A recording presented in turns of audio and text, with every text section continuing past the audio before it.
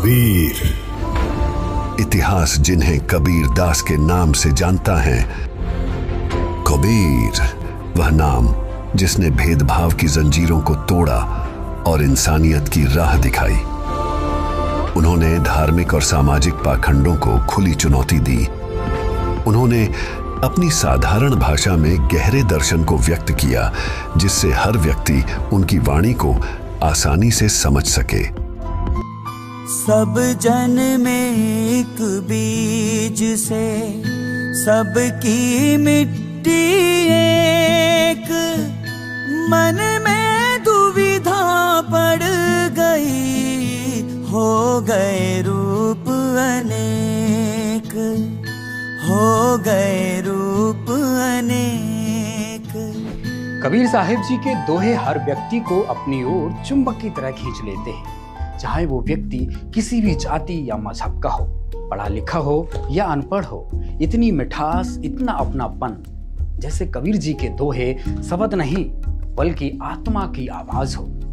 यही कारण है कि आज सारी दुनिया कबीर जी की दीवानी है। गोविंदो खड़े काके लागो पाय, बलिहारी गुरु आपने गोविंद दियो बताए, कबीरा गोविंद दियो बताए। कबीर जी के वचनों में एक ऐसी शक्ति है जो न सिर्फ सुनने वालों को मंत्र मुग्ध कर देती है, बल्कि उसे एक नई दिशा भी दिखाती है।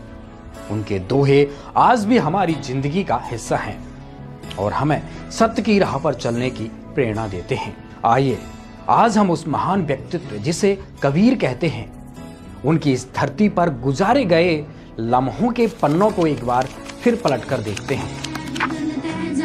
कबीर वैद मुआ, रोगी मुआ, मुआ सब संसार, एक कबीरा नाम हुआ, जे नाही रोवन हार। आज दुनिया भर में चाहे जहां भी देखो, मानव जीवन के प्रेरणा स्रोत बने उन महापुरुष कबीर साहिब के गुणगान करते लोग थकते नहीं हैं। अगर आप मुझसे पूछेंगे पूरी इंडियन हिस्ट्री में अगर मुझे एक व्यक्ति के पैर छूने हो तो मैं कबीर दास को चुनूंगा। दुनिया की महानतम बड़ी से बड़ी यूनिवर्सिटीज आज संत कबीर की वाणी पर रिसर्च कर रही हैं। The miracle of Kabir Kabir का चमत्कार है कि वह हमें अपने दिल को प्याले की तरह खोलकर दिव्य प्रेम के लिए आमंत्रित करते हैं। यह बहुत ही सुंदर और प्रभावी तरीका है, क्योंकि यह सुखदायक है। वह प्यार जो हमें अपने माता पिता से भी नहीं मिला, तब हम फिर से अपने परम तत्व से जुड़ने लगते हैं। इसलिए मैं रोया। जब मैं यहाँ हूँ तो मैं काफी रो रहा हूँ। मैंने देखा दूसरे लोगों की भी आंखों में आंसू थे। तो आडंबर लोग जो चाहते हैं, आडंबर वाले, वो कबीर को कहते हैं कबीर ने हमारा नाश किया। कबीर ने आडंबरवाद के खिलाफ उठाई है, सनातन धर्म के खिलाफ कोई आवाज नहीं उठाई। वो ये बात कबीर की तारीफ में कह रहे हैं कि अगर कबीर नाम का व्यक्ति इस कलयुग में नहीं हुआ होता तो वेद, लोक और कलयुग तीनों ने मिलकर भक्ति को रसातल में पहुंचा दिया होता। अगर कलयुग में भक्ति बची है तो कबीर के कारण बची, जो काशी का जुलाहा है। कहे कबीरा सुन ले रे बंदे, भटक मरो ना कोए, भटक मरो ना कोए। ऐसे ही लोगों में से एक जिनके जीवन में कबीर साहिब जी भगवान के पर्याय हैं। आइए सुनते हैं विश्व प्रसिद्ध पाकिस्तानी सूफीमय गुलाम फरुद्दीन अयाज अल हुसैनी जी को, जिनके जीवन का आधार ही कबीर जी हैं।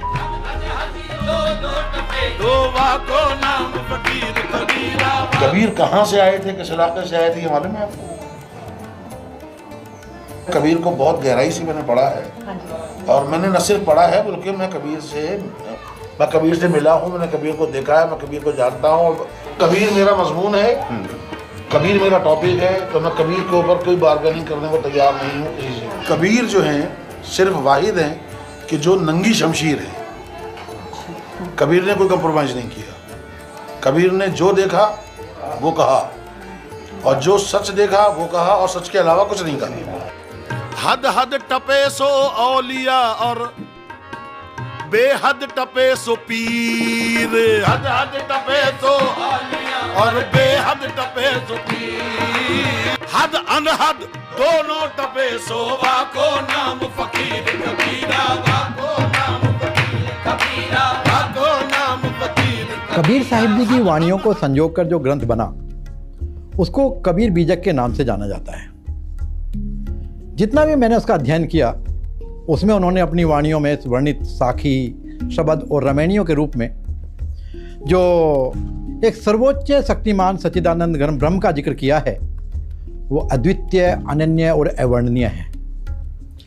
दुनिया में जिसने कबीर को जिस रूप में भी जाना, कबीर जी उसी रूप में उसकी जिंदगी का आधार बन गए। वो साहित्यकारों के लिए कवि थे, सूफियों के लिए खुदा, संतों के भगवान थे, परंतु वे स्वयं अपनी वाणियों में सदैव जिस अनादि अनंत सर्वशक्तिमान पूर्ण ब्रह्म परमात्मा के बारे में दुनिया को चेताया करते थे, वे उससे दुनिया के सब लोग, मैं कहूँगा, अनभिज्ञ हैं। उस अलौकिक ज्ञान को उनके सिवाय दुनिया में कोई नहीं समझा पाया। जैसे उनकी एक वाणी है, एक राम दशरथ का बेटा, एक राम घट घट में लेटा, एक राम ने जगत पसारा, एक राम इन सब से न्यारा, चारों को छोड़ जो पंचम को ध्यावें, कहें कबीर वो हम तक आवे। तो ये जो पांचवें राम का जिक्र है, इस पांचवें राम का जिक्र साहेब कबीर के सिवाय दुनिया में कोई नहीं करता। इसका मतलब कोई ऐसा रहस्यमयी तत्व ज्ञान अवश्य है जो कबीर साहिब के सिवाय इस धरती पर ना तो किसी के पास था और ना किसी के पास है। वो हिंदी के पहले जन कवि हैं, महाकवि भी कहना चाहिए। हिंदी भाषा को एक साहित्य का दर्जा दिलाने वाले सबसे बड़े कवि कबीर ही हैं, सबसे पहले कवि। उससे पहले हिंदी को लोक भाषा माना जाता था, लेकिन कबीर जैसे कवि ऐसे थे जिन्होंने हिंदी को एक साहित्यिक भाषा का दर्जा दिलाया। वह भी ऐसी भाषा में जो सीधी सरल भाषा थी, और वह भाषा ऐसी हो गई कि आप देखें कि बहुत सारे संप्रदाय उसको धार्मिक उपदेश की तरह ग्रहण करते हैं। यहाँ तक कि गुरु ग्रंथ साहब जैसी कृति में भी सबसे ज़्यादा कबीर की वाणी। कबीर मेरी सिमरनी रसना ऊपर रामा, आद जुगादी सगल भगत ताको सुख विश्रामा। कबीर की कविताई में, की शायरी में एक चुंबकत्व है, चुंबक वो खींचता है अपनी तरफ।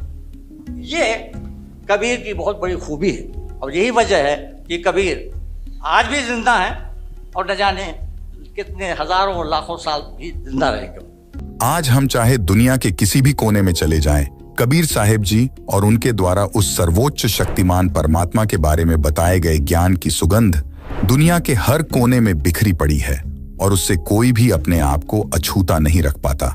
आइए सुनते हैं अमेरिका के प्रसिद्ध आध्यात्मिक विचारक और कवि रिचर्ड एगनबर्गर जी को। कबीर जी 15वीं सदी के एक बहुत सम्मानित भारतीय रहस्यवादी कवि और संत थे, जिनकी वाणियों ने हिंदू, मुसलमान और सिखों सहित सभी धर्मों के लोगों को प्रेरित किया।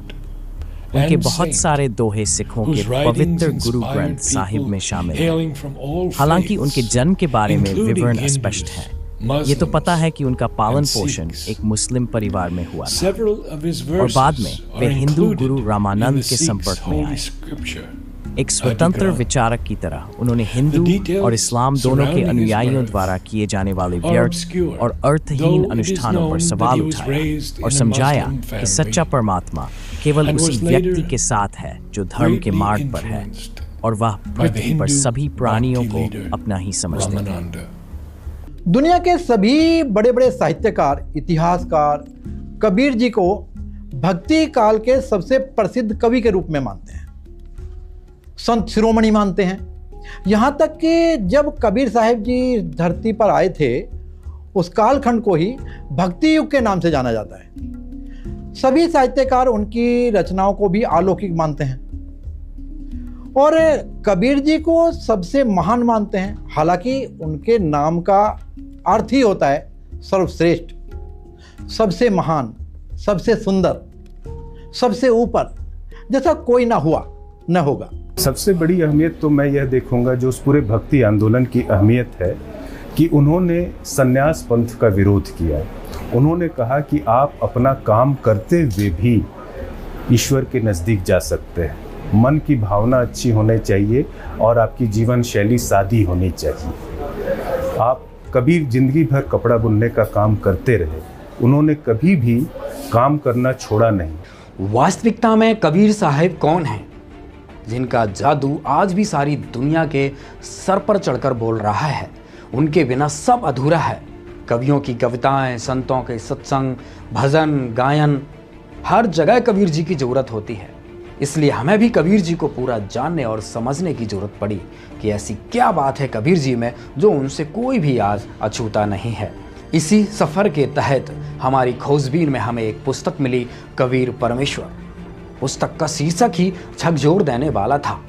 इसमें स्वयं कबीर जी को परमेश्वर बताया गया है। 14वीं शताब्दी से लेकर 21वीं शताब्दी तक 600 वर्षों के इस कालखंड में हमें किसी भी व्यक्ति की ऐसी कोई रिसर्च नहीं मिली जो सार्वजनिक तौर पर कबीर जी को भगवान बता रहा हो। लेकिन इस पुस्तक में विभिन्न प्रमाणों के साथ 100% कबीर साहिब जी को भगवान होने का दावा किया गया है। आखिर ऐसा क्या लिखा है इस पुस्तक में, आइए जानते हैं। ज्येष्ठ मास की शुक्ल पूर्णमासी विक्रमी संवत 1455 सन 1398 सोमवार को भी ब्रह्म मुहूर्त का समय सूर्योदय से लगभग 1.5 घंटा पहले होता है।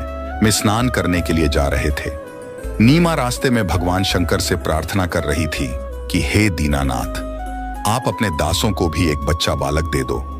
आपके घर में क्या कमी है प्रभु? हमारा भी जीवन सफल हो जाएगा। दुनिया के व्यंग्य सुन सुनकर आत्मा दुखी हो जाती है। मुझ पापिन से ऐसी कौन सी गलती किस जन्म में हुई है जिस कारण मुझे बच्चे का मुख देखने को तरसना पड़ रहा है? हमारे पापों को क्षमा करो प्रभु, हमें भी एक बालक दे दो। यह कहकर नीमा फूट फूट कर रोने लगी। तब नीरू ने धैर्य दिलाते हुए कहा, हे नीमा, हमारे भाग्य में संतान नहीं है। यदि भाग्य में संतान होती तो प्रभु शिव अवश्य प्रदान कर देते। आप रो रो कर आंखें खराब कर लोगी। बालक भाग्य में है नहीं जो वृद्ध अवस्था में उंगली पकड़ लेता। आप मत रो, आपका बार बार रोना मेरे से देखा नहीं जाता। ये कहकर नीरू की आंखें भी भर आईं। इसी तरह प्रभु की चर्चा व बालक प्राप्ति की याचना करते हुए उसी लहर तारा तालाब पर पहुंच गए। प्रथम नीमा ने प्रवेश किया, पश्चात नीरू ने स्नान करने को तालाब में प्रवेश किया। सुबह का अंधेरा शीघ्र ही उजाले में बदल जाता है। जिस समय नीमा ने स्नान किया था उस समय तक तो अंधेरा था। जब कपड़े बदलकर पुनः तालाब पर उस कपड़े को धोने के लिए गई जिसे पहनकर स्नान किया था, उस समय नीरू तालाब में प्रवेश करके गोते लगा लगाकर मल मल कर स्नान कर रहा था।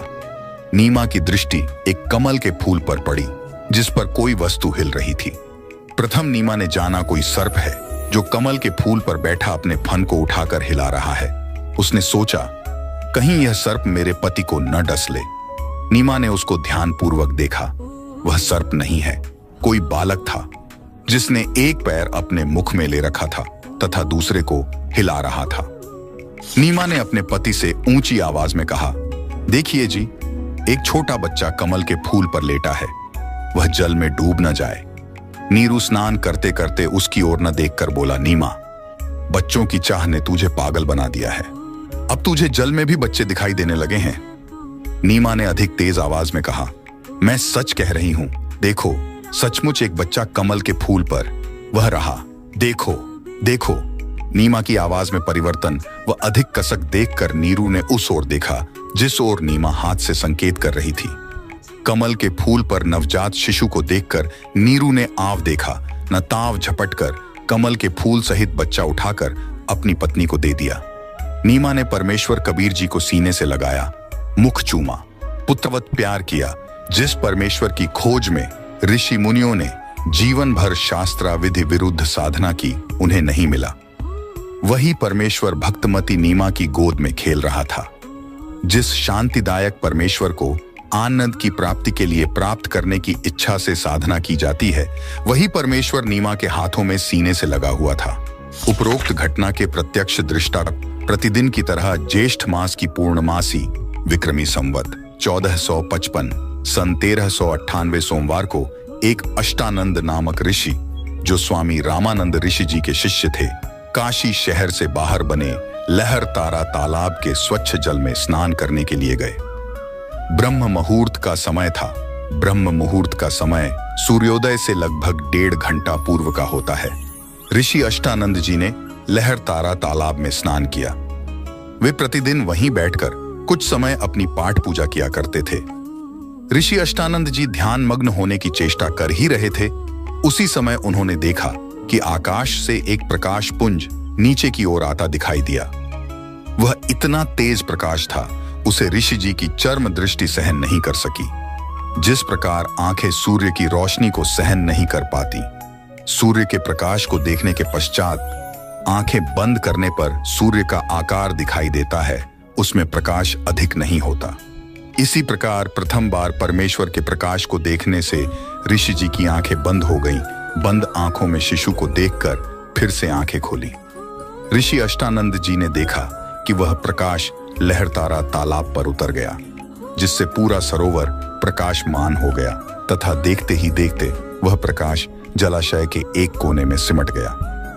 ऋषि अष्टानंद जी ने सोचा, यह कैसा दृश्य मैंने देखा? यह मेरी भक्ति की उपलब्धि है या मेरा दृष्टि दोष है? इसके विषय में गुरुदेव स्वामी रामानंद जी से पूछूंगा। यह विचार करके ऋषि अष्टानंद जी अपनी शेष साधना को छोड़कर अपने पूज्य गुरुदेव के पास गए। स्वामी रामानंद जी को सर्व घटनाक्रम बताकर पूछा, हे गुरुदेव, यह मेरी भक्ति की उपलब्धि है या मेरी कोई भ्रमणा है? मैंने प्रकाश आकाश से नीचे की ओर आते देखा, जिसे मेरी आंखें सहन नहीं कर सकी। आंखें बंद हुई तो नवजात शिशु दिखाई दिया। पुनः आंखें खोली तो उस प्रकाश से पूरा जलाशय ही जगमगा गया। पश्चात वह प्रकाश उस तालाब के एक कोने में सिमट गया। मैं आपसे कारण जानने की इच्छा से अपनी साधना बीच में ही छोड़कर आया हूं। कृपया मेरी शंका का समाधान कीजिए।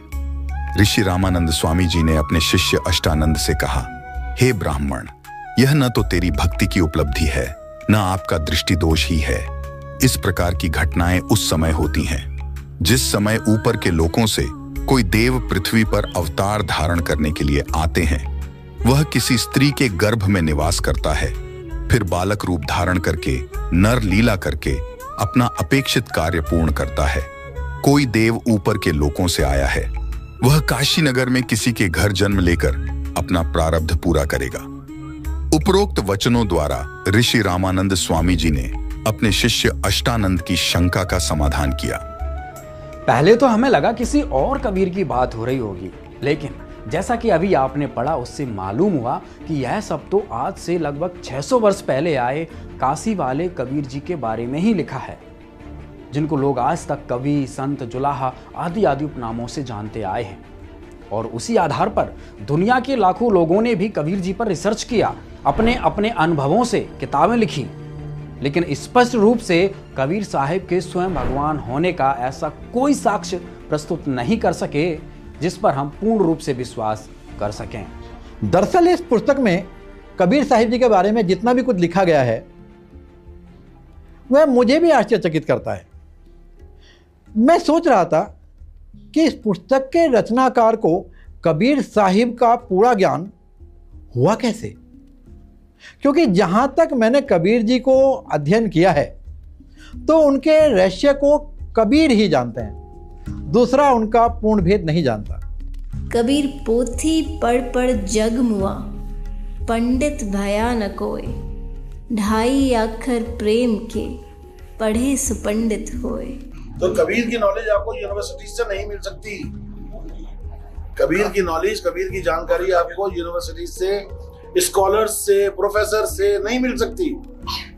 कबीर के लिए आपको कबीर के पास ही जाना पड़ेगा। इस पुस्तक ने हमारे सोचने और समझने की दिशा ही बदल दी, जिससे हमारे सफरनामे में एक नया मोड़ आ गया। इस पुस्तक में दिए गए प्रमाणों की प्रासंगिकता को परखने के लिए हमने उत्तर प्रदेश स्थित शहर काशी यानी वाराणसी जाने का निर्णय लिया और हमारी टीम काशी के लिए निकल पड़ी। कबीर को समझना यानी कि भगवान को समझने जैसा है। जहां तक हमारा मानना था कि कबीर को पूरा जानने वाला कबीर ही हो सकता है। शीशु तारे भूय धरे, तापर राखे पाँव, दास कबीरा यूं कहे,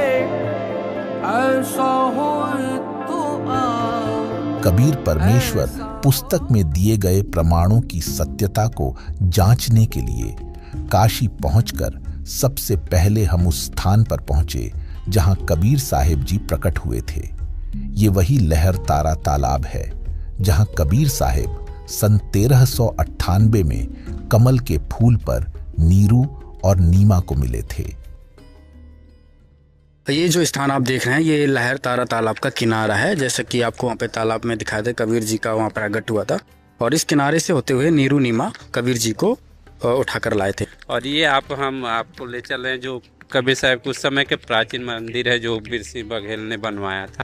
ये जो आप सामने देख रहे हैं ये वीर सिंह बघेल के द्वारा उस समय बनवाया गया था, जहाँ से कबीर साहब जी को नीरू नीमा और ने तालाब से उठा के यहाँ पे कुछ देर रोका था। यहाँ पर ये बोर्ड लिखा हुआ है, इस पे सब कुछ लिखा हुआ है, श्री सदगुरु कबीर प्राकट्य स्थल।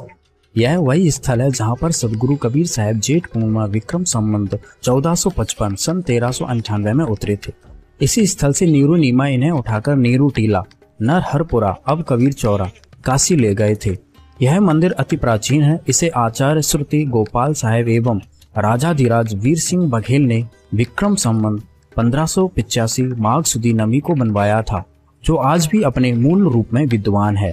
इस स्थल का उल्लेख देश विदेश के अनेक विद्वानों ने किया है। इसके उत्तर में कुछ दूरी पर कबीर स्तंभ है, जहाँ पर नीरू नीमा ने विश्राम किया था। उस स्थल का निर्माण उत्तर प्रदेश शासन द्वारा कराया गया है। तो यहाँ पर कबीर साहब का प्राकट्य स्थल है और यहीं पर वो आकर उनके माता पिता लाकर यहीं रहते थे। और ये उस समय का प्राचीन मंदिर है जो उस समय भी विद्वान थे। यहाँ पर आश्रम, उस समय अष्टानंद करके यहाँ एक ऋषि हुआ करते थे जी, वो इसके आश्रम है। और ये मंदिर वो प्राचीन है। और ये आप देखेंगे पूरा तालाब है, ये लहरताल, ये गंगा और वर्णा 80 यानी कि ये और लहरताल के जो तीनों चारों के बीच में जो है वो काशी है। जब लहर गंगा जी अपने पूरे लहर देखते थे बरसात में, तो ये पूरे भरा हुआ स्थल होता था। सर, हमारी किताबों में कबीर साहब जी का जीवन परिचय आता है जिसमें लिखा हुआ है कि कबीर जी का जन्म जो विधवा ब्राह्मणी के गर्भ से हुआ है। इस बारे में आप क्या कहेंगे? ये तो सरासर ये ब्राह्मणों के अपने तरह से बनाया, क्योंकि विधवा ब्राह्मणी क्या होते तो उसके खानदान सारी चीज पता होता है और वो क्यों छोड़ के जाते उसकी सारी कुल का पता होता, और तब वो नीरू नीमा को नहीं मिलते हैं। और क्योंकि ऐसा मान्यता है कबीर जी को प्रगट स्थल प्रगट है, ऐसा मान्यता है। और उनकी लास्ट में भी वही स्थिति है कि कमल के फूल में मिले, और लास्ट में भी कमल हो गया जो उनकी डेड बॉडी नहीं मिला जब काशी छोड़कर उन्होंने मगहर अपना, ऐसा मान्यता था कि मगहर में मरने से गधा होते हैं और काशी में मरने से मुक्ति होते हैं। तो कबीर जी ने उन्होंने इस भ्रम को तोड़ने के लिए काशी छोड़कर मगहर गया और उन्होंने अपने शरीर वहीं छोड़े, तो वहाँ भी उनकी डेड बॉडी नहीं मिली, उसकी जगह भी फूल मिले। और जो फूल और चादर मिले तो फूल का मंदिर बनाया गया और वहाँ के जो मुसलमान शासक बिजली खां पटा उन्होंने मजार बनाया और वहीं से कुछ फूल लाकर जहाँ कबीर जी रहा करते थे वहाँ पर एक समाधि दिया गया। यहाँ पर ही ये जो अष्टानंद का विवरण आता है कि जब कबीर जी प्रकट हुए थे तो अष्टानंद को एक प्रकाश दिखा था, तो वो अष्टानंद जी यहीं पर बैठ के तपस्या कर रहे थे। आज भी उनकी यहाँ पे अष्टानंद की, ये आप सामने देखिए, ये उनकी समाधि बनाई गई है। यहाँ से जो उनसे हम जानेंगे। सर, अष्टानंद के बारे में क्या बताएंगे आप? अष्टानंद जी उस समय जो ऐसा मान्यता था कबीर जी को देखते थे, वो उसकी एक तरह संरक्षक थे और वो यहाँ पर बैठते थे और बाद में उनकी ये समाधि यहाँ पर दिया गया। उस समय भी ये आश्रम हुआ करते थे। कबीर जी जब प्रकट हुए थे तो उन्होंने आंखों से देखा हुआ था, इस चीज का प्रमाण? हाँ जी, उन्होंने देखा था कि कुछ प्रकाश आया, फिर बाद में उनको नीरू नीमा को मिला तब भी पता चला। तो यहाँ पर दोस्तों अभी दिखाया ये अष्टानंद की यहाँ पे समाधि बनी हुई है। तो जो इतिहास में 600 साल पुराना इतिहास है, कोई ज्यादा लाखों वर्ष पुराना इतिहास नहीं है जिसको ना माना जाए। इससे अब एक चीज सिद्ध हो गया, ग्राउंड रिपोर्ट आपको दिखाई, इस पे स्पष्ट हो गया कि कबीर जी सशरीर प्रकट हुए थे। यहाँ के जो लोग हैं इनको मूल जानकारी है कि कबीर जी का किसी भी माता पिता से उनका जन्म नहीं हुआ था, वो सशरीर प्रकट हुए थे। तालाब से किनारे से यहाँ पे नीरू नीमा लेके आए थे। उनकी यादगार में यहाँ पे वीर सिंह बघेल ने यह यादगार बनाई और इसी स्थान पर यहाँ पर अष्टानंद, जब कबीर जी का प्रकट हुआ, जब आसमान से प्रकाश का गोला एक आया तो अष्टानंद ने देखा था, तो यहाँ पे अष्टानंद की एक समाधि बनी हुई है। सर, कुछ लोगों का मानना है कि कबीर साहब जी का जन्म विधवा ब्राह्मणी से हुआ है, इस बारे में आप क्या कहेंगे? हम लोग बीजक जो पढ़ते हैं तो एक तालाब दिखाया गया है कि इसी तालाब में उनकी पैदाइश हुआ है और वहाँ से नीरू और नीमा लेके इसी मठ में उनको लालन पालन किए, ज्ञान लिए कबीर चौरा से। आपसे पहले ही कह चुके हैं, तुम लोग लिख देते हैं कि दंती है, लेकिन हम तो यही मानते कबीर साहब का जन्म कमल के फूल पर हुआ था। सच्चाई है सर, खाली फूलों पर ही अगर फूलों पर समाप्त हुए ना, फूलों से समाप्त हुए, जहाँ 2 ठप फूल मिले। आप कबीर जी को क्या मानते हो? हम तो संत मानते हो, कवि मानते हो, सदगुरु मानते हो, भगवान मानते हो? दुनिया के सबसे बड़ा भगवान तो नहीं है, एकदम सच्चाई है।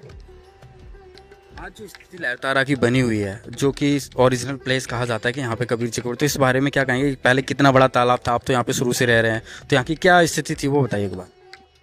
अब ये 7 किलोमीटर लंबा है तालाब है, अब सिकुड़ते उड़ते कब्जा होते होते अब 1.5 किलोमीटर बच गया है, 1 किलोमीटर। और कहा जाता है कि उनका जन्म लहरतारा में हुआ था, जो कि वो एक उनको कमल के फूल पे तालाब में पाया गया था। सदियों से काशी के लहरतारा तालाब के किनारे रहने वाले लोगों से हमने बातचीत की। उनके अनुसार कबीर साहिब स्वयं भगवान हैं, जो शिशु रूप बनाकर काशी में लहरतारा नामक तालाब में कमल के फूल पर प्रकट हुए थे। हम आपको याद दिला दें कि यह तालाब कबीर परमेश्वर नामक पुस्तक में दिए गए साक्ष्य को प्रमाणित करता है।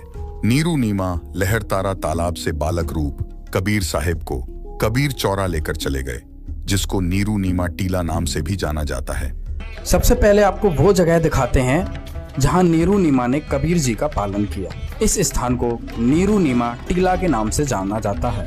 कबीर साहिब जी की यहीं पर कुटिया थी। मिट्टी की कुटिया होने के कारण जीर्ण शीर्ण हो चुकी थी। अब पुनः इसी स्थान पर एक कुटिया यादगार के रूप में बनाई जा रही है। यह नीरू नीमा की समाधि स्थल है।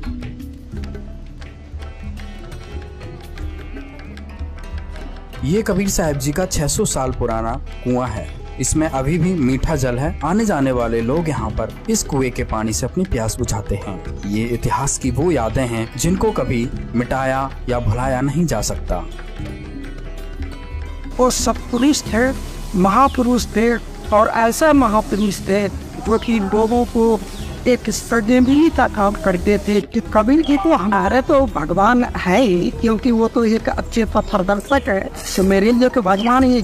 कबीर साहिब जी के अप्रमाणित जन्म की झूठी अवधारणा और कमल के फूल पर प्राकट्य की सत घटना, ये सदा से उलझी इस गुत्थी को सुलझाने की यात्रा में आंखों देखे प्रमाणों की सच्चाई को आधार मानकर इस निष्कर्ष पर पहुंचे कि कबीर साहिब के स्वयं भगवान होने की बात को नकारा नहीं जा सकता, क्योंकि अभी तक के सफरनामे में मिले प्रमाणों से हमने पाया कि कबीर साहिब जी का जन्म नहीं हुआ था, वे कमल के फूल पर प्रकट हुए थे। इस अद्भुत घटना के साक्ष्य हमें मिल चुके हैं, जो हमें उनके दिव्य बालक रूप में प्रकट होने की लीला की पुष्टि करते हैं। इन पुख्ता प्रमाणों को और मजबूत करने के लिए हमने कबीर सागर का भी अध्ययन किया। इस अध्ययन में हमने यह जानने का प्रयास किया कि क्या कबीर साहिब जी ने अपनी रचनाओं में अपने जन्म को लेकर कुछ बताया है। कबीर सागर में हमें जो प्रमाण मिला, उससे हमारी खुशी का ठिकाना नहीं रहा कि जो प्रमाण हमने अब तक जुटाए थे वे वाकई सत्य हैं, क्योंकि हमें कबीर जी के मुखकमल से बोले गए वचनों में इन प्रमाणों की मजबूती का नया स्तंभ मिल गया। आइए आपको भी दिखाते हैं। कबीर सागर अगम निगम बोध पृष्ठ 41। ना मेरा जन्म ना गर्भ बसेरा, बालक हो दिखलाया, काशी नगर जल कमल पडेरा, ता दुलाए न पाया। मात पिता मेरे कुछ नाही, ना मेरे घर दासी, जुल्हे का सुत आन कहाया, जगत करे मेरी आसी। 5 तत्व का धड़ नहीं मेरे, मैं जानू ज्ञान अपारा, सतस्वरूपी नाम साहिब का ओहे नाम हमारा। अदर दीप गगन गुफा में तानिज वस्तु सारा, तेरा ज्योत स्वरूपी अलख निरंजन दरता ध्यान हमारा। हाड चाम लहू ना मेरे, कोई जाने सतनाम उपासी, तारण तरण अभय पद दाता, मैं हूँ कबीर अविनाशी। कबीर सागर से प्राप्त प्रमाण इस बात की पुष्टि पूर्णतः करते हैं कि कबीर साहिब की दिव्यता और उनके उपदेशों की गहराई वास्तविक है। यह ग्रंथ हमें उनके जीवन और शिक्षाओं की सटीक जानकारी देता है, जिससे उनके भक्तों को विश्वास की मजबूती मिलती है और उनके भगवान होने के दावे को भी और भी पुख्ता आधार मिलता है। जितनी विस्मयकारी इस कबीर परमेश्वर नामक पुस्तक में कबीर साहिब जी के जन्म की जानकारी है, उनके इस पृथ्वी लोक को छोड़कर सतलोक गमन की घटना भी कुछ कम रहस्यमयी नहीं है। इस पुस्तक के अनुसार कबीर साहिब मगहर नामक स्थान से सशरीर अपने धाम सतलोक चले गए। उसके बाद इस भ्रम को तोड़ने के लिए कि जो मगहर में मरता है वह गधा बनता है और काशी में मरने वाला स्वर्ग जाता है। बंदी छोड़ कहते थे कि सही विधि से भक्ति करने वाला प्राणी चाहे वह कहीं पर प्राण त्याग दे, वह अपने सही स्थान पर जाएगा। उन नादानों का भ्रम निवारण करने के लिए कबीर साहिब ने कहा कि मैं मगहर में मरूंगा और सभी ज्योतिषी देख लेना कि मैं कहां जाऊंगा, नरक में जाऊंगा या स्वर्ग से भी ऊपर सतलोक में। कबीर साहिब ने काशी से मगहर के लिए प्रस्थान किया। बीर सिंह बघेला और बिजली खां पठान ये दोनों ही सतगुरु के शिष्य थे। बीर सिंह ने अपनी सेना साथ ले ली कि कबीर साहिब वहां पर अपना शरीर छोड़ेंगे। इस शरीर को लेकर हम काशी में हिंदू रीति से अंतिम संस्कार करेंगे। यदि मुसलमान नहीं मानेंगे तो लड़ाई करके शव को लाएंगे। सेना भी साथ ले ली। अब इतनी बुद्धि है हमारी। हर रोज शिक्षा दिया करते कि हिंदू मुसलमान दो नहीं हैं। अंत में फिर वही बुद्धि। उधर से बिजली खां पठान को पता चला कबीर साहिब यहाँ पर आ रहे हैं। बिजली खां पठान ने सदगुरु तथा सर्व आने वाले भक्तों तथा दर्शकों की खाने तथा पीने की सारी व्यवस्था की और कहा कि सेना तुम भी तैयार कर लो, हम अपने पीर कबीर साहिब का यहाँ पर मुसलमान विधि से अंतिम संस्कार करेंगे। कबीर साहिब के मगहर पहुंचने के बाद बिजली खां ने कहा कि महाराज जी स्नान करो। कबीर साहिब ने कहा कि बहते पानी में स्नान करूंगा। बिजली खान ने कहा कि सदगुरु देव यहाँ पर साथ में एक आमी नदी है, वह भगवान शिव के श्राप से सूखी पड़ी है, उसमें पानी नहीं है। जैसी व्यवस्था दास से हो पाई है पानी का प्रबंध करवाया है, लेकिन संगत बहुत आ गई। नहाने की तो बात बन नहीं पाएगी। पीने का पानी पर्याप्त मात्रा में बाहर से मंगवा रखा है। कबीर साहिब ने कहा कि वह नदी देखें कहां पर है। उस नदी पर जाकर साहिब ने हाथ से ऐसे इशारा किया था जैसे यातायात ट्रैफिक का सिपाही रुकी हुई गाड़ियों को जाने का संकेत करता है। वह आमी नदी पूरी भरकर चल पड़ी। यह आमी नदी वहां पर अभी भी विद्यमान है। सबने जय जयकार की। साहिब ने कहा कि एक चद्दर नीचे बिछाओ, एक मैं ऊपर ओढ़ूंगा, क्योंकि वे तो जानी जान थे। कहने लगे कि ये सेना कैसे ला रखी है तुमने। अब बिजली खां पठान और बीर सिंह बघेला आमने सामने खड़े हैं। उन्होंने तो मुंह लटका लिया और बोले नहीं। वे दूसरे हिंदू और मुसलमान बिना नाम वाले बोले कि जी हम आपका अंतिम संस्कार अपनी विधि से करेंगे। दूसरे कहते हैं कि हम अपनी विधि से करेंगे। चढ़ा ली बाहें, उठा लिए हथियार तथा कहने लगे कि आ जाओ। कबीर साहिब ने कहा कि नादानों, क्या मैंने यही शिक्षा दी थी 120 वर्ष तक। इस मिट्टी का तुम क्या करोगे? चाहे फूंक दो या गाड़ दो, इससे क्या मिलेगा? तुमने क्या शिक्षा ली मेरे से? सुन लो, यदि झगड़ा कर लिया तो मेरे से बुरा नहीं होगा। वे जानते थे कि ये कबीर साहिब परम शक्ति युक्त हैं। यदि कुछ कह दिया तो बात बिगड़ जाएगी। शांत हो गए, पर मन में यही थी कि शरीर छोड़ने दो, हमने तो यही करना है। वे तो जानी जान थे। उस दिन गृह युद्ध शुरू हो जाता, सत्यानाश हो जाता, यदि साहेब अपनी कृपा न बख्शते। कबीर साहिब ने कहा कि एक काम कर लेना, तुम मेरे शरीर को आधा आधा काट लेना, परंतु लड़ना मत। ये मेरा अंतिम आदेश सुन लो और मानो। इसमें जो वस्तु मिले उसको आधा आधा कर लेना। महीना माघ शुक्ल पक्ष, तिथि एकादशी, विक्रमी संवत 1500 पिछेत्र सन 1518 को कबीर साहिब ने एक चद्दर नीचे बिछाई और एक ऊपर ओढ़ ली। कुछ फूल कबीर साहिब के नीचे वाली चद्दर पर 2 इंच मोटाई में बिछा दिए। थोड़ी सी देर में आकाशवाणी हुई कि मैं तो जा रहा हूं सतलोक में, स्वर्ग से भी ऊपर। देख लो चद्दर उठाकर, इसमें कोई शव नहीं है। जो वस्तु है वे आधी आधी ले लेना, परंतु लड़ना नहीं। जब चद्दर उठाई तो सुगंधित फूलों का ढेर शव के समान ऊंचा मिला। बोलो सतगुरु देव की जय। बीर देव सिंह बघेल और बिजली खां पठान एक दूसरे के सीने से लगकर ऐसे रोने लगे जैसे कि बच्चों की मां मर जाती है। फिर तो वहां पर रोना धोना मच गया। हिंदू और मुसलमानों का प्यार सदा के लिए अटूट बन गया। एक दूसरे को सीने से लगाकर हिंदू और मुसलमान रो रहे थे। कहने लगे कि हम समझे नहीं। ये तो वास्तव में अल्लाह आए हुए थे और ऊपर आकाश में प्रकाश का गोला जा रहा था। बोलो सदगुरु देव की जय सत साहेब। तो वहां मगहर में दोनों धर्मों, हिंदुओं तथा मुसलमानों ने एक एक छद्दर तथा आधे आधे सुगंधित फूल लेकर 100 फुट के अंतर पर एक एक यादगार भिन्न भिन्न बनाई, जो आज भी विद्यमान है, तथा कुछ फूल लाकर काशी में, जहां कबीर साहेब एक चबूतरे चौरा पर बैठकर सत्संग किया करते, वहां काशी चौरा नाम से यादगार बनाई। अब वहां पर बहुत बड़ा आश्रम बना हुआ है। मगहर में दोनों यादगारों के बीच में एक साझा द्वार भी है। आपस में कोई भेदभाव नहीं है। हिंदू और मुसलमान ऐसे रहते हैं कि जैसे सगे भाई रहा करते हैं। उनसे हमने बात की थी तो उन्होंने कहा कि हमारी आज तक धर्म के नाम पर कोई लड़ाई नहीं हुई। वैसे कहा सुनी तो घर के घर में हो जाती है, फिर भी हमारी आपस में धर्म के नाम पर लड़ाई नहीं होती है। बिजली खां पठान ने दोनों यादगारों के नाम 500 बीघा जमीन दी, जिसमें हिंदू तथा मुसलमान अपने प्रबंधक कमेटी बनाकर व्यवस्थित किए हैं। कबीर परमेश्वर नामक पुस्तक में दी गई कबीर साहिब के सशरीर सतलोक जाने की जानकारी के साक्ष्य को प्रमाणित करने के लिए हमारी टीम पुनः उत्तर प्रदेश के संत कबीर नगर जिले में स्थित मगहर नामक स्थान के लिए निकल पड़ी। आइए रूबरू होते हैं मगहर स्थित उस स्थान से जहां अंत समय में कबीर जी का शरीर नहीं मिला था।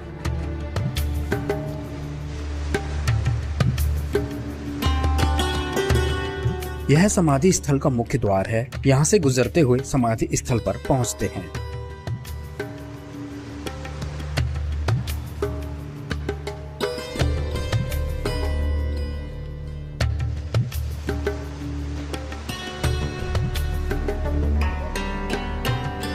अभी आप देख रहे हैं कबीर समाधि व मजार स्थल। यही वो जगह है जहां से कबीर साहब जी सशरीर सतलोक चले गए थे। उनके शरीर के स्थान पर कुछ फूल मिले थे, जिन्हें मुस्लिम राजा बिजली खान पठान और काशी नरेश वीर सिंह बघेल ने आधे आधे बांटकर राजा बिजली खान पठान ने मजार बनवा दी थी और वीर सिंह बघेल ने मंदिर।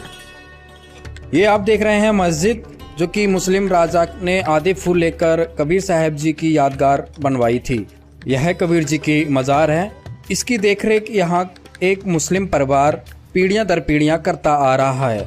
अब चलते हैं मंदिर की तरफ। ये आप सामने देख रहे हैं, ये हिंदू राजा के द्वारा बनाई गई कबीर साहब की समाधि है। कबीर साहब जी की यहीं पर कुटिया थी। इसी कुटिया के बाहर हिंदू मुस्लिम हजारों की संख्या में खड़े थे। कबीर जी के शरीर को लेकर अपने अपने धर्म की मान्यताओं के अनुसार उनका अंतिम संस्कार करना चाहते थे। इसी बात को लेकर लड़ने के लिए वो तैयार हो गए थे। कबीर साहब ने फिर दोनों राजाओं को समझाया था। अंत में कबीर साहब ने कहा था, आप लोगों को हमारा शरीर नहीं मिलेगा, जो भी वस्तु मिले उसको आधा आधा कर लेना। कबीर साहब जी इसी स्थान से सशरीर सतलोक चले गए थे। कबीर साहब के आदेश अनुसार दोनों राजाओं ने अपनी अपनी धार्मिक मान्यताओं के अनुसार उन फूलों की समाधि बनवा दी। ये है आमी नदी, जो कि मंदिर और मजार के पीछे से बहती है। ये नदी भी कबीर साहिब के समृद्ध शक्ति का साक्ष्य है, जो कि आज भी मौजूद है। कबीर परमेश्वर नामक पुस्तक में कबीर साहिब जी के बारे में दी गई सभी जानकारियां अक्षरशः सही साबित हुई। यहाँ तक के सफर से अब हम दृढ़ता के साथ कह सकते हैं कि हाँ, कबीर साहिब का न जन्म हुआ न मरण हुआ। वह सशरीर दुनिया में आए थे और हम सबको सत्य ज्ञान देकर सशरीर ही अपने धाम को चले गए। अतः यहाँ यह कहना अतिशयोक्ति नहीं होगा कि कबीर साहिब ही अविनाशी परमात्मा हैं। यदि आज के इस कालखंड में कबीर साहिब जी इस धरती पर मानव रूप में अवतरित होते और 600 वर्ष पूर्व दिए गए ज्ञान को, उस तत्व ज्ञान को दुनिया को बताते, तो उनकी स्थिति आज क्या होती? अगर कबीर आज जीवित होते, सौभाग्य से या संभवतः दुर्भाग्य से, तो अनेक जेलों में सड़ रहे होते। क्योंकि कबीर ने जिस तरह के सवाल उठाए, जिस तरह की गहरी चोट की, वो चोट आज तो किसी भी 10-12 लोगों की भावनाएं आहत हो जाती हैं और पुलिस कार्रवाई शुरू हो जाती है। एक बात और, वे व्यक्ति आज से 600 साल पहले हुए और उनके बारे में यह भी कहा जाता है कि अगर आज वो होते तो ना जाने कितने मुकदमे हो गए होते उन पर। जी, उन्हें कबीर कहते हैं। मैं सोचता हूं कबीर में कितनी ताकत थी। बनारस के एक बड़े प्रच्छन्न अभिजात्य ब्राह्मणवाद के बीच में खड़े होकर और उस समय खिलजी राजवंश के प्रचुर इस्लामिक आवेग के बीच खड़े होकर हमारे खानदान ने एक ऐसा फकीर पैदा करा है जिसने घाट पर खड़े होकर डंडा लेकर दोनों को दौड़ाया। अरे हिंदून राह न पाई, अरे हिंदून राह न पाई, गागर अपनी छुअन न दे, यह देखो हिंदुआई। कहते अरे हिंदून राह न पाई, गागर अपनी छुअन न दे, वैश्या के पायंदर सो में ये देखो हिंदुआई, मुसलमान के पीर औलिया मुर्गी मुर्गा खाई, खाला केरी बेटी भी हमें घर में करे सगाई। काकर पाथर जोड़ कर मस्जिद लई बनाए, ताचड़ मुल्ला बांग दे, क्या बहरा हुआ खुदाए, काकर पूजे हर मिले तो मैं पूजू पहाड़, या से तो चाकी भली पीस खाए संसार। आज लिखने में अगर कोई लिख ले ऐसी बात तो परसों उसके खिलाफ फतवे हो जाएंगे और छठे दिन उसके घर में आग लग जाएगी। लेकिन ऐसे समय में जब इस्लामिक सत्ता थी और बनारस में खड़े होकर उस फकीर ने डंडा उठाकर जो लिखा, आज ये लिखे जाने की जरूरत है। यदि आज कबीर होते तो या तो जेल में होते, या पागलखाने में होते, या अस्पताल में होते। यहाँ यह बात भी कम विस्मयकारी नहीं है कि वर्तमान में इस तत्व ज्ञान को इस पुस्तक में संकलित करने वाले संकलनकर्ता आज जेल में ही हैं। उन महापुरुष का नाम है संत रामपाल जी महाराज। अब इसमें कोई शक की गुंजाइश नहीं रह जाती, क्योंकि कबीर साहिब को पूरा जानने वाला, कबीर मार्ग पर चलने वाला, कबीर की तरह खरी खरी बोलने वाला, वो कोई और नहीं, वो समर्थ कबीर ही है। आज संत रामपाल जी महाराज को करोड़ों लोग कबीर साहिब के अवतार के रूप में पूज रहे हैं। वह उसी तत्व ज्ञान को लेकर धरती पर पुनः आए हुए हैं जो उन्होंने आज से 600 वर्ष पूर्व स्वयं कबीर साहिब के रूप में आकर दुनिया को दिया था। अब वही कहानी फिर दोहराई जा रही है और वही जुर्म भी फिर दोहराए जा रहे हैं। दर्शकों, यहाँ एक बात और स्पष्ट करना चाहेंगे। हमारे इस सफरनामे में अजीत सिंह पवार जी ने भी हिस्सा लिया। उनके एक वक्तव्य पर एक रहस्य से और पर्दा हटाते हैं।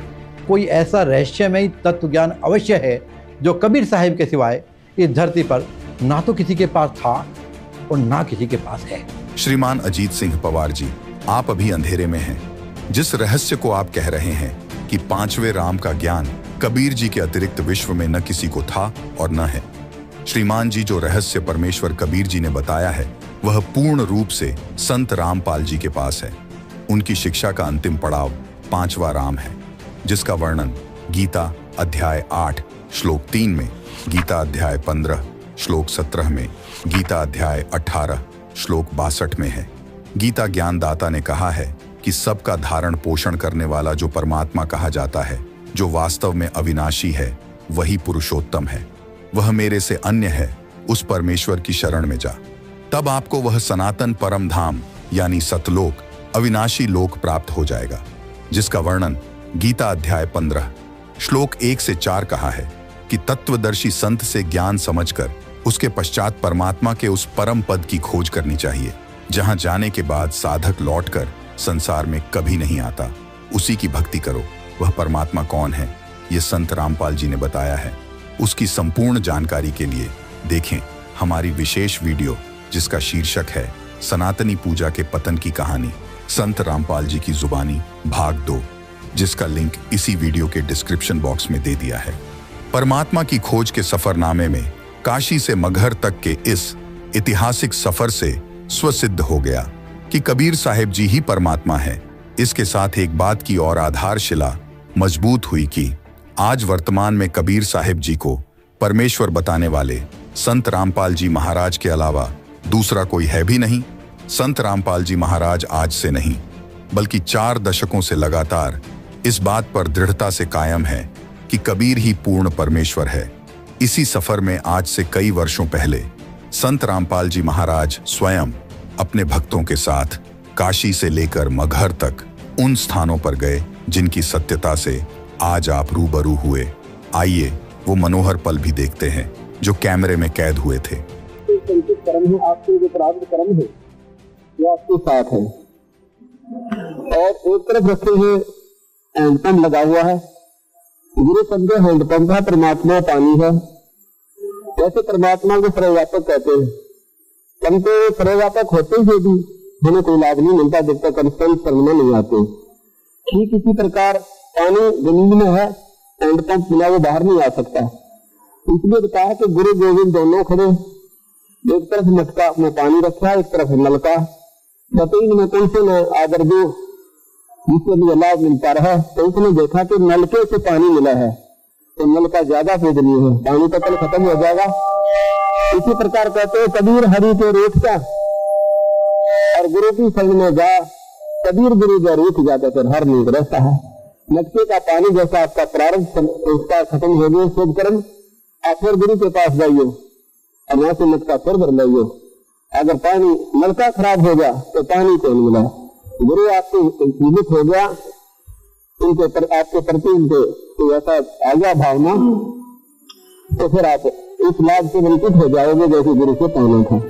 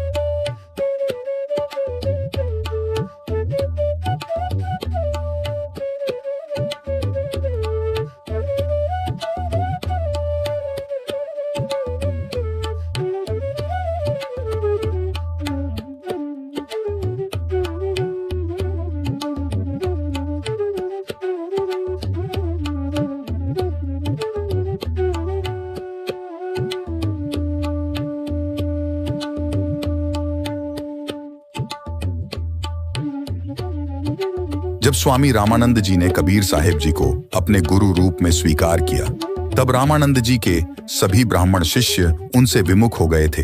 केवल अष्टानंद जी ही उनके साथ रह गए थे। इसी कारण से इस स्थान पर केवल 3 मूर्तियां स्वामी रामानंद जी, अष्टानंद जी और कबीर साहिब की यादगार के रूप में विद्यमान हैं। ये वो स्थान है गंगा का किनारा जहाँ पर पूज्य स्वामी रामानंद जी महाराज स्नान के लिए यहाँ पर ब्रह्ममुहूर्त में आया करते थे। एक दिन बंदी छोड़ कबीर साहब यहाँ पर एक छोटे से बच्चे का रूप बनाकर 2-2.5 वर्ष के बच्चे का, और यहाँ पर पौड़ियां विद्यमान थी जहाँ पर ये बना रखे हैं, घास था यहाँ पर। यादाश्त वास्ते इन्होंने ये सारा संतों ने अपना ये तय करना पड़ा कि कहीं इनकी यथार्थता गुम न हो जाए, आने वाले समय में पहचान न रहा है। ये सच्चाई आपके सामने होगी। यहाँ पे हो सकता है कोई नहीं सोचता वैसे झूठ बोलते होंगे, किसी ने देखा है। आपकी तुलसी भी तो इस बात को प्रमाणित करती जाएंगी कि हमारे माता पिता, हमारे दादे परदादे गए थे और ये बता के गए थे हम अच्छा देव का 100% सत्य है। ये सतगुरु की यथार्थता आगे और हजारों का घर करेगी। वो खोज के बात की इजाजत हम देख पाएगा यहाँ पर, फिर अगले गुंजाइश नहीं रहती सच्ची बात को झूठ को उनकी। यही कारण है कि हमारे कबीर पंथ को उगरने दिया लोगों ने। क्यों नहीं उगरने दिया? क्योंकि इनके जो यथार्थ चीजें थी वो स्वीकार नहीं हुई। अब हमारे सामने बंदी छोड़ का पूरा प्रमाण है, जहाँ वो प्रगट हुए, जहाँ उनका लाली पालन और नीलाकरी व देखा है, जहाँ दीक्षाली वो देखी। अब चलेंगे वहां पर मगहर में, जहाँ पर उनकी अंतिम यात्रा थी, और जहाँ से अपने सतलोक को 120 वर्ष तक अनजान आत्माओं को चेता कर अपने स्वदेश को सशरीर लौट गए।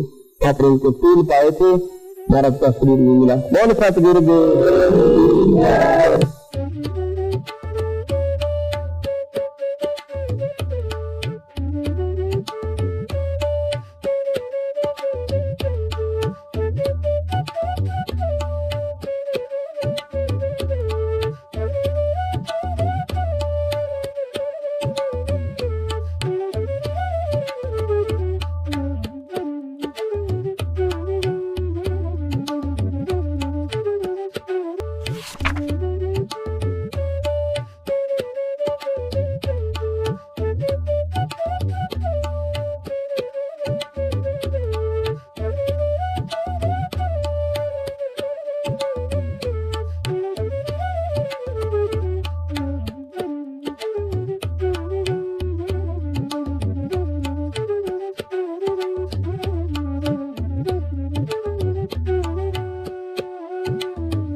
तो प्रार्थना की तो सदगुरु ने नदी भी बहा दी। ये साथ में आपने देखा होगा, आमी नदी नाम है इसका। ये पूर्ण रूप से 15 मिनट के अंदर ऐसे बरका आ गई जैसे कि बाढ़ का पानी आ गया। तो बहुत सुंदर पानी, पूर्ण परमात्मा बंदीश्वर भगवान कबीर साहब है। आप मजहर में जो देख रहे हो, उसके बाद महाराज ने शरीर छोड़ना चाहा और उनके झगड़े को देख करके सतगुरु ने कहा कि भाई लड़ियो मत ना, इसमें कुछ नहीं पाया, ये एक चादर नीचे बिछाऊंगा एक ऊपर, बीच में जो वस्तु में लगा दिया कर देना, मेरा शरीर नहीं होगा। और इस समय कौन सोचा इस बातों को कि परमात्मा थी। तो थोड़ी देर के बाद और ऊपर आकाश से आकाशवाणी करी कि देखो भैया मैं जा रहा हूँ। ऊपर देखा तो एक प्रकाश का गोला आकाश को जा रहा है और चादर उठाकर देखो है तो सुगंधित फूल पाए। एक चादर हिंदुओं ने, एक मुसलमानों ने आगे आगे फूल लेकर यहाँ पर मजार बना दी मुसलमान भाइयों ने, और कुछ फूलों का अंश यहाँ पर गाड़ के दूर सिंह बघेला ने यहाँ पर ये मंदिर बनवा दिया, सतकबीर समाधि। की नाम अगर पियाना सतगुरु की नाम अगर पियाना हो, दोनों दीन चले संग जाकर वो हिंदू मुसलमाना हो। मुक्ति खेत को छाड़ चले हैं तज काशी अस्थाना हो, मुक्ति खेत को छोड़ चले हैं तज काशी अस्थाना हो। साहसिक अंदर कदम लेते हैं, साहसिक अंदर कदम लेते हैं बादशाही सुल्ताना हो। कि नाम अगर दोनों दीन संग चले संग जाके हिंदू मुसलमाना हो, दोनों दीन चले संग जाके हिंदू मुसलमाना हो। की नाम अगर पियाना सतगुरु की नाम अगर पियाना सतगुरु की नाम अगर पियाना हो, दोनों दीन चले संग जाके हिंदू मुसलमाना हो, दोनों दीन चले संग जाके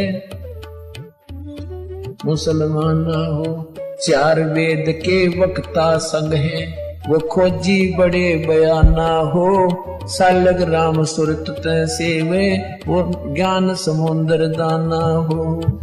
सट दर्शन जाके संग चाले वो गावत वाणी नाना हो, अपना अपना इष्ट संभाले वो बचे पोथी पाना हो।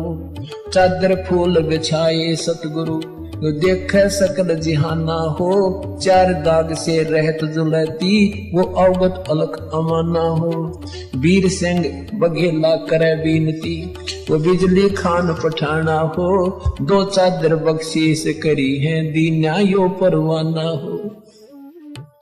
नूर नूर नूर निर्गुण पद मेला ये देख बहे हैराना हो, पद लो नीन बहे अविनाशी पाए न पाए पिंड न प्राना हो। शब्द स्वरूप साहेब साहेब सर्वंगी शब्द शब्द समाना हो, दास गरीब कबीर अरस में उसकी फर्क धवज निशाना हो। बंदी छोड़का वो एक प्रमाणिक स्थान है कि जहाँ पर दोनों धर्म बड़े प्रेम के साथ आदर के साथ रहते हैं और आपस में सदगुरु के प्रति उनका कोई दुर्भाव नहीं है, उनको सच मानते हैं। जो बातें हमने आपको बताई बोल सतगुरुदेव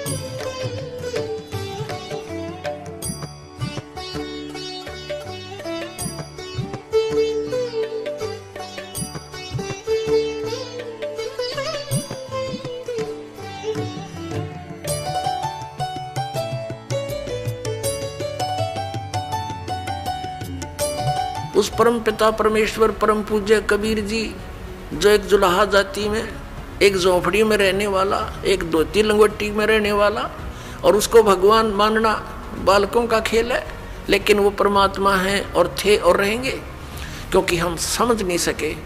अब उसको कोई परमात्मा मान सकता है? जब दास ने प्रारंभ में कहना शुरू किया तो लोग मजाक किया करते थे कि देख यो भी दानक हो गया। अरे भले हुए कृति, हम तो लेट हो गए दानक होने में, हमने तो पहले होना चाहिए था जब पता लग जाता था। कहने का भाव ये था कि दानक का अर्थ है कबीर पंथी। उस कबीर पंथ परमात्मा परमेश्वर के द्वारा दिए हुए वे ऑफ वर्शिप पे, उस रास्ते पर चलने वाले तो हमने पहले बन जाना चाहिए था। हमारे दादे परदादों ने बन जाना चाहिए था। वह भूत बने फिरे नकली संतों और पंथों, इन गुरुओं के शास्त्र विरुद्ध ज्ञान को सुन सुनकर। तो कहने का भाव ये पुण्यात्मा, शास्त्र विरुद्ध साधना करने से हम बहुत हानि उठा चुके हैं। उस दानक जुलाहे कबीर जी को और भगवान मानना, ये भी एक 8वां जुबा के 10वां जुबा समझ लियो, लेकिन वो भगवान है ही। हमारे ना मानने से उनकी वो प्रभुता समाप्त नहीं हो सकती, क्योंकि हम नहीं पहचान पा रहे लाल है, ये हमें विश्वास नहीं हो पा रहा। तो ये हमारी बाल बुद्धि का ही परिणाम है। लाल तो इतनी ही कीमत रखता है, वो लाल है, वो पूर्ण परमात्मा है, और वहाँ लीला करने के लिए सह शरीर आए थे, सह शरीर चले गए थे, और पूरा ज्ञान उन्होंने हमें बताया आकर के, जो दास आपको बता रहा। आज के सफरनामे में हमने उस सच्चाई को उजागर की जो अब तक लोगों के बीच अधूरी थी। कबीर जी के नाम पर विश्व प्रसिद्धि प्राप्त करने वाले बुद्धिजीवियों ने गोलमोल बातों से दुनिया को भ्रमित किया, पूर्ण सत्य की ओर नहीं ले जा पाए। किंतु आज आपको यह समझ में आ गया होगा कि कबीर साहब वास्तव में कौन हैं, जिनका नाम लेने से रोम रोम पुलकित हो उठता है, आत्मा प्रफुल्लित हो उठती है। और ऐसा हो भी क्यों ना, ये भी राज अब समझ आया कि आखिर क्यों कबीर साहब की वाणियां हर किसी को अपनी ओर आकर्षित कर लेती हैं। क्योंकि कबीर साहब ही सभी प्राणियों के जनक हैं, परम पिता हैं, सभी की आत्मा को उत्पन्न करने वाले परमात्मा हैं। कबीर साहब की पूर्ण पहचान का सफरनामा हमारा संपूर्ण हुआ। धन्यवाद।